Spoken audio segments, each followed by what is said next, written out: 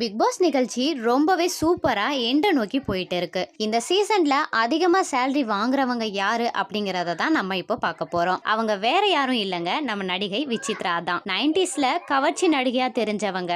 அப்புறம் அவள் ஒரு வசந்தம், சின்னத்தாயே, தலைவாசல், தேவர் மகன், ஏழாம் இடம், அமராவதி, சபாஷ் பாபு, வீரா இந்த படங்கள்லையும், இது மட்டும் இல்லாம தமிழ்ல 40க்கும் அதிகமான படத்திலையும் நடிச்சிருக்காங்க. இது போக தெலுங்கு, மலையாளம், கன்னடம்னு இந்த லாங்குவேஜ் படங்கள்லையும் நடிச்சிருக்காங்க.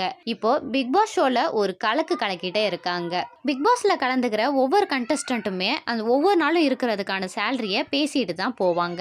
அதுல இந்த சீசன்ல ஒரு நாளைக்கு அதிகமா சேலரி வாங்குறவங்க யாருன்னு பாத்தீங்கன்னா நடிகை விசித்ரா தான். அவங்க பாத்தீங்கன்னா ஒரு நாளைக்கு 40,000 ரூபாய் வாங்குறாங்க.